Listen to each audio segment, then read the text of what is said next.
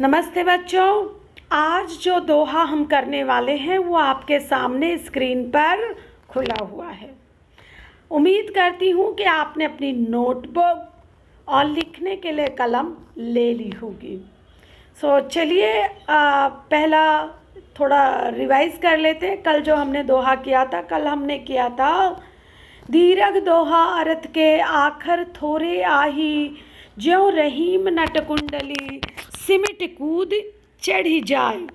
रहीम दास जी कहते हैं कि दोहा जो छंद है वो दिखने में बहुत छोटा होता है, उसमें अक्षर बहुत कम होते हैं, लेकिन उसके अर्थ बहुत ही गंभीर होते हैं।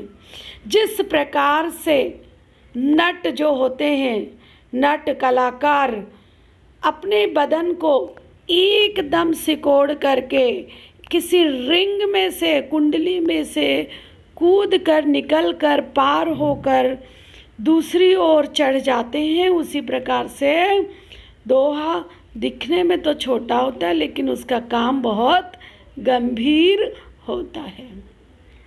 धनी रहीम जल पंक को लघु जिय पियता घा, इसके दो अर्थ मैंने दिए थे कि बड़े लोगों की बड़ाई का क्या फ़ायदा जिससे किसी को कोई लाभ न हो, और दूसरी तरफ चाली और झोपड़पट्टियों वगैरह में हम देखते हैं कि कोई आता है भिखारी और उसको खाना भी मिलता है, भोजन भी मिलता है, और दूसरी तरफ अमीर के वहाँ पे लिखा होता है अंदर आने की मनाही है, बी वेयर ऑफ डॉग्स, कुत्तों से सावधान रहें।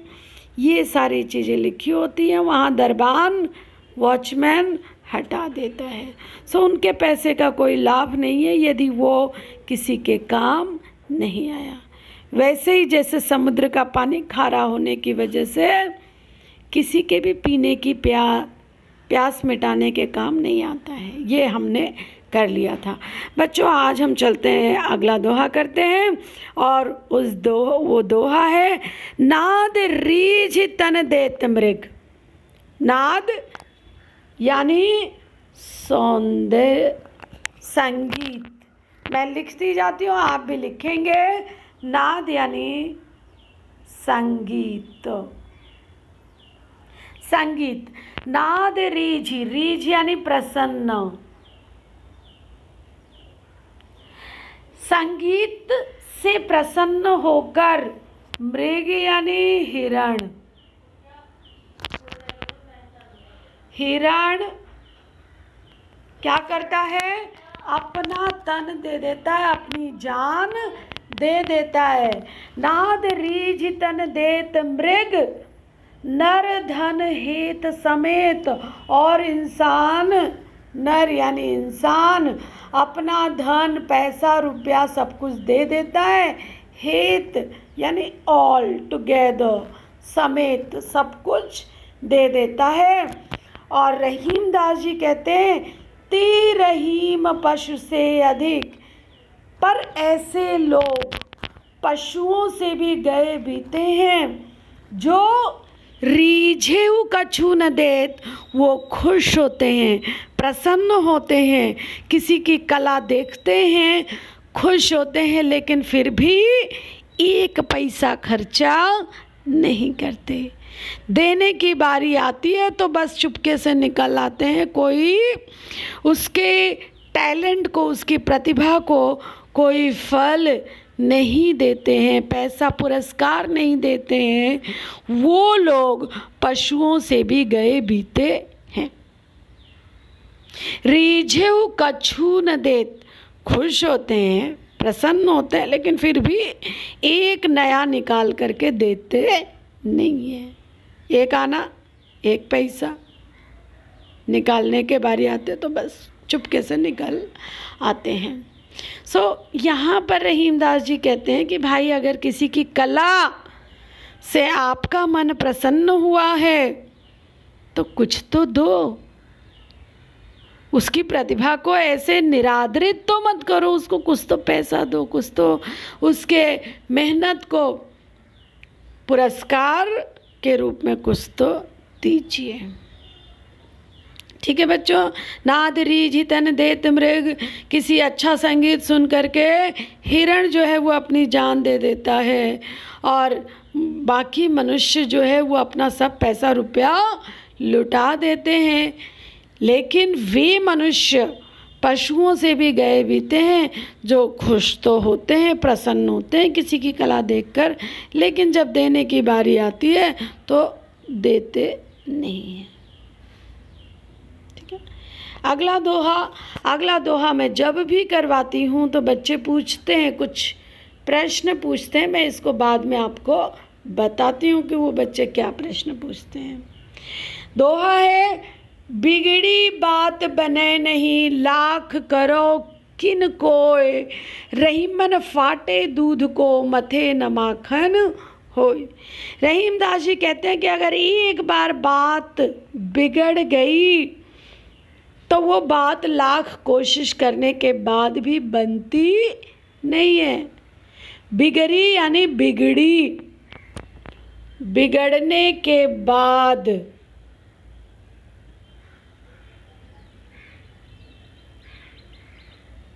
ड़ के नीचे डॉट आएगा।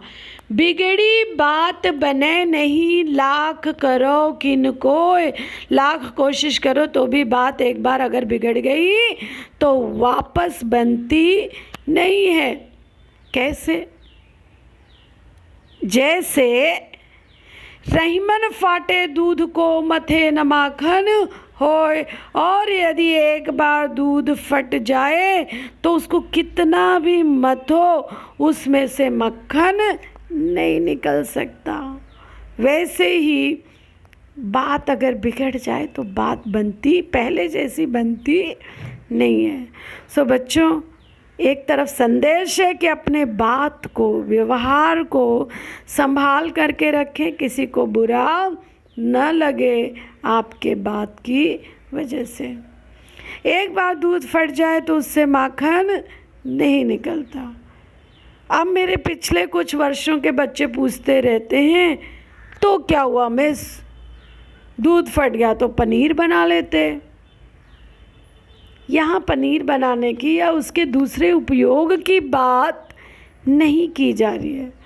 यहाँ सिर्फ वही बात कर रहे हैं कि मक्खन तो उसमें से नहीं निकल पाता है। ठीक बच्चों, किस संदर्भ में वो कह रहे हैं, इस संदर्भ को समझना जरूरी है। बिगड़ी बात बने नहीं, लाख करो किन कोय, रहीमन फाटे दूध ते, मथे न माखन होय। मथने पर भी मक्खन नहीं निकलता। ये सब जो व्यावहारिक जीवन का ज्ञान दिया है, ये जो शब्द मैं बोलती हूँ ना बच्चों, लिख के रखो कहीं तो भी। व्यावहारिक, एक प्रत्यय भी आ गया, देखिए, व्यावहारिक ज्ञान। कैसे जीवन जीना चाहिए, व्यावहारिक कुशलता, व्यावहारिक ज्ञान का नीतिपरक दोहे रहीम दास ने लिखे हैं, जो हमें बहुत संदेश देते हैं। बच्चों, जब मैं अनुच्छेद करवाऊंगी आपको, अनुच्छेद लेखन, पैराग्राफ राइटिंग, तब मैं हमेशा कहती हूँ कि कबीर के दोहे, रहीम के दोहे, ये सब जो लाइनें और कोटेशंस की लाइनें आप याद करके रखिए, और जहाँ कहीं पर भी आपके लेखन के अनुसार फिट बैठता है वहाँ पर उस दोहे का उपयोग करिए। आपके अनुच्छेद को वेटेज बढ़ जाता है। चलिए अगले दोहे पर हम चलते हैं। दोहा आपके सामने है। रहीमन देख बड़ेन को, लघु न दीजिए डारी, जहाँ काम आवे सुई, कहाँ करे तरवारी। रहीम दास जी कहते हैं कि देख यानी देख कर, बड़ेन यानी बड़े को, किसी बड़े को देख कर, बड़े को देखकर लघु यानी छोटा,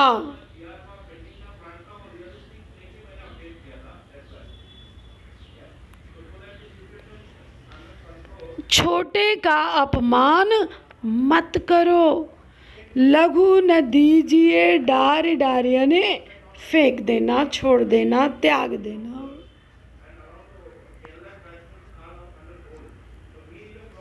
किसी छोटे का त्याग मत करो। क्यों भाई? क्योंकि जहाँ काम आवे सुई, कहाँ करे तरवार यानी तलवार।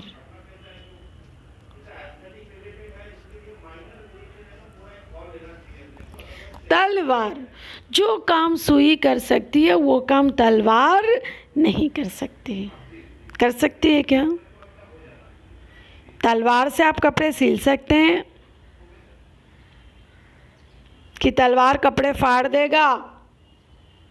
कपड़े फाड़ देगा। तो जो काम सुई कर सकती है वो काम तलवार नहीं कर सकती। इसलिए तलवार का अपना अलग महत्व है, सुई का अपना अलग महत्व है। आपके पास में तलवार आ जाए तो सुई की उपयोगिता को आप नकार नहीं सकते। इसी तरीके से अगर आपकी दोस्ती किसी बड़े सेठ, साहूकार, बिजनेसमैन, व्यापारी से हो गई है तो आप छोटे का महत्व मत भूलिए। मान लीजिए आपके मेरी दोस्ती जैसे नरेंद्र मोदी जी से है, प्राइम मिनिस्टर ऑफ इंडिया, या डोनाल्ड ट्रंप से है, तो उस दोस्ती की वजह से हमारी बिल्डिंग में या हमारे जो काम करने वाले लोग हैं उनका अपमान मत कीजिए। क्योंकि जो काम वो कर सकते हैं वो काम वो बड़े आदमी से आप अपेक्षा उसकी नहीं कर सकते। सो जो काम जो हमें करके देते हैं हमें सबका उनके साथ में उचित व्यवहार, सम्मान करना चाहिए। जहाँ काम आवे सुई, कहाँ करे तलवार। जो काम सुई कर सकती है वो तलवार हरगिज़ नहीं कर सकती। इसलिए भाई विनम्र रहो, सबके साथ मिलजुल करके रहो और अच्छा व्यवहार करो। यही रहीमदास की मुझे बहुत अच्छी विशेषता लगती है। सोचो, अकबर के 9 रत्नों में से एक थे, फिर भी इतना नीचे, इतना हम्बल उनका व्यक्तित्व है, इतना विनम्र, इतना ये। उस दोहे से ही मैंने आपको बताया था ना, कौन सा दोहा,